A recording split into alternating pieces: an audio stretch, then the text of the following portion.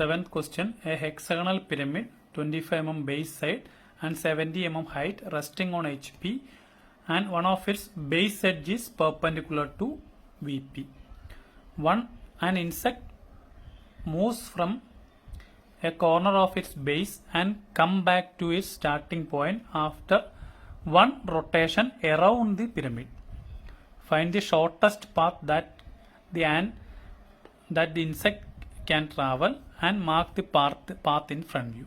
ഇതിനു മുമ്പ് ചെയ്ത ഹെക്സഗണൽ പ്രിസത്തിന്റെ പോലെ തന്നെ പിരമിഡിൽ ചെയ്യുന്നതാണ്. ഇനി ഇതുപോലെ തന്നെ കോണിലും വരാം. സിമിലർ തന്നെ കോണും പിരമിഡായിട്ടുള്ള വ്യത്യാസം നമ്മൾ ജോയിൻ ചെയ്യുന്നത് പിരമിഡിൽ ഫ്രണ്ട് വ്യൂവിൽ വരുമ്പോൾ നമ്മൾ സ്ട്രെയിറ്റ് ലൈൻസ് ആയിട്ട് ജോയിൻ ചെയ്യും. കോണിലാണെങ്കിൽ അത് കർവ്ഡ് സർഫസ് ആയതുകൊണ്ട് കർവായിട്ട് ജോയിൻ ചെയ്യും.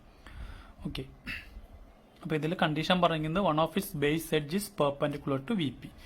ഇതിന്റെ ഫ്രണ്ട് വ്യൂ ടോപ്പ് വ്യൂ വരയ്ക്കണം. ഫ്രണ്ട് വ്യൂ ടോപ്പ് വ്യൂ വരയ്ക്കുമ്പോൾ one of its base edge, ഇതാണ് ബേസ് എഡ്ജ് ആയിട്ട് എടുത്തിരിക്കുന്നത്. One of its base edge is perpendicular to V P. Vertical പ്ലെയിന് പെർപെൻഡിക്കുലർ ആയിട്ട് വരച്ചു. അപ്പോൾ ഇതിൽ ഞാൻ ഇവിടെ നിന്ന് ലെഫ്റ്റ് മോസ്റ്റ് കോർണർ ഇതായിട്ട് എടുത്തു. ഇവിടെ നിന്ന് ABCDEF മാർക്ക് ചെയ്തു. അപ്പെക്സ് ഫ്രണ്ട് വ്യൂ വരച്ചു. ഇനി പിരമിഡ്സിന്റെ കേസിൽ ഞാൻ പറഞ്ഞു, പിരമിഡ്സിന്റെ കേസിൽ ഡെവലപ്മെന്റ് വരയ്ക്കാൻ വേണ്ടി നമുക്ക് എപ്പോഴും ട്രൂ ലെങ്ത് അറിയണം. ട്രൂ ലെങ്ത് അറിയാൻ വേണ്ടി നമ്മൾ ഏതെങ്കിലും ഒരു ലാറ്ററൽ എഡ്ജിനെ റൊട്ടേറ്റ് ചെയ്ത് പാരലൽ ടു VP ആക്കി. ഇതാണ് പാരലൽ ടു VP. OCനെ റൊട്ടേറ്റ് ചെയ്ത് OC1 ആക്കി പാരലൽ ടു VP. അതപ്പോൾ പ്രൊജക്ട് ചെയ്ത് C1' കിട്ടി. ഇനി O'C1' ആണ് ട്രൂ ലെങ്ത്. ആ ട്രൂ ലെങ്ത് എടുത്തിട്ടാണ് ഇവിടെ വരയ്ക്കുന്നത്. അതായത് ഇതാണ് ഇവിടെ വരുന്നത്. ട്രൂ ലെങ്ത് എടുത്ത് നമ്മളൊരു ആർക്ക് വരച്ചു. ഇത് ഹെക്സഗൺ ആണ്. അപ്പോൾ 6 ട്രയാങ്കിൾസ് വരും, ഐസോസെലസ് ട്രയാങ്കിൾസ് വരും. അപ്പോൾ 6, അതായത് ഇത് 25 ആണ് തന്നിരിക്കുന്നത്. 25 വെച്ചിട്ട് കട്ട് ചെയ്യുമ്പോൾ ഡെവലപ്മെന്റ് കിട്ടി. ഇനി ഇതിൽ പറഞ്ഞിരിക്കുന്നത് ആൻഡ് സ്റ്റാർട്ട് ചെയ്യുന്ന ഒരു പോയിന്റിൽ നിന്ന്, ഫോർ എക്സാമ്പിൾ നമ്മൾ ഈ ലെഫ്റ്റ് മോസ്റ്റ് സ്റ്റാർട്ടിംഗ് പോയിന്റ് ഇതായിട്ട് എടുത്തു. ഈ പോയിന്റിൽ നിന്ന് എ എന്നുള്ള പോയിന്റിൽ നിന്ന് ആൻഡ് സ്റ്റാർട്ട് ചെയ്ത് ഈ പിരമിഡ്സിന് ഒരു ചുറ്റിയിട്ട് എയിൽ തന്നെ വരും. അതാണ് വരയ്ക്കാൻ പറഞ്ഞിരുന്നത്. പക്ഷെ അത് ഷോർട്ടസ്റ്റ് പാത്ത് ആയിരിക്കണം വരയ്ക്കേണ്ടത്. അപ്പോൾ എയിൽ നിന്ന് ഷോർട്ടസ്റ്റ് പാത്ത് എപ്പോഴും സ്ട്രെയിറ്റ് ലൈൻ ആയിരിക്കും. അപ്പോൾ എയിൽ നിന്ന് എ വരെ എത്തുന്നത് നമ്മളൊരു സ്ട്രെയിറ്റ് ലൈൻ ആയിട്ട് വരച്ചു. ഇതാണ് ഷോർട്ടസ്റ്റ്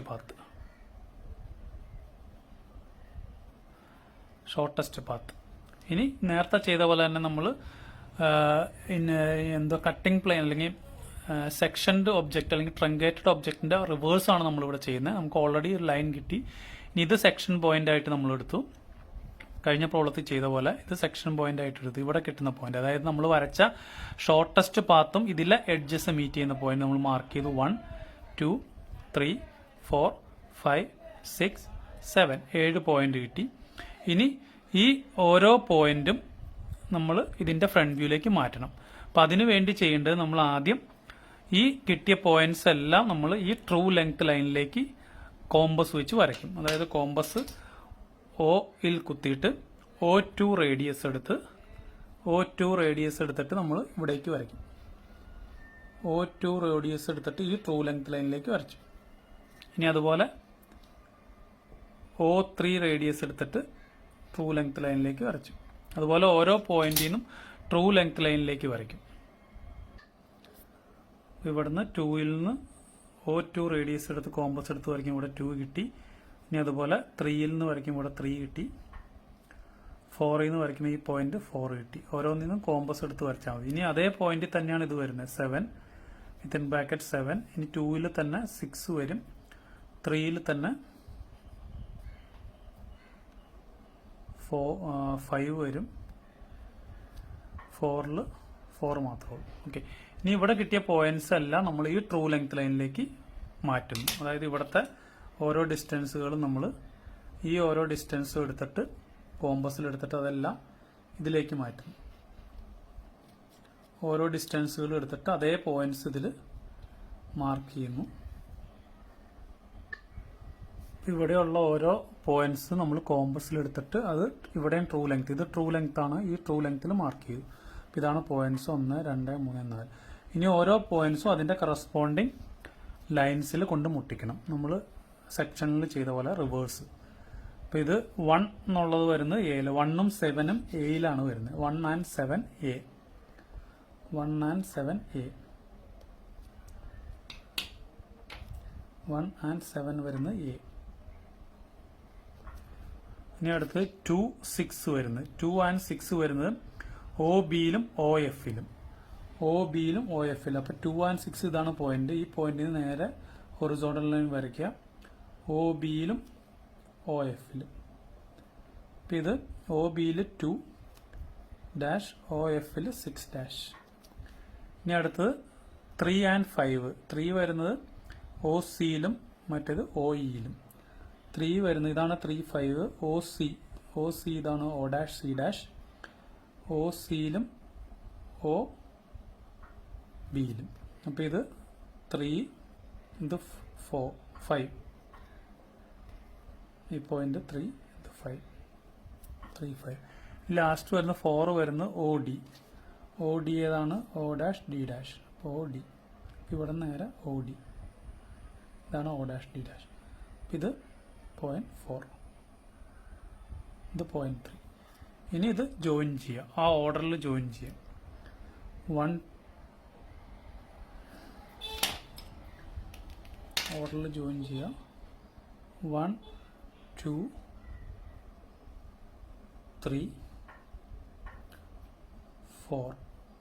ഇനി 5 6 7 എന്നുള്ളത് അത് ഓപ്പോസിറ്റ് സൈഡാണ്. ഇതാണ് നമുക്ക് കാണാൻ പറ്റുന്നത്. മറ്റേത് വിത്തിൻ ബ്രാക്കറ്റ് ആണ് വരുന്നത്. അപ്പോൾ ഇത് പുറയിലേക്കൂടെ വരുന്ന അവർ തിരിച്ചു വരുന്നതാണ്. അപ്പോൾ അത് ഡോട്ടർ ലൈനായിട്ട് കാണിച്ചാൽ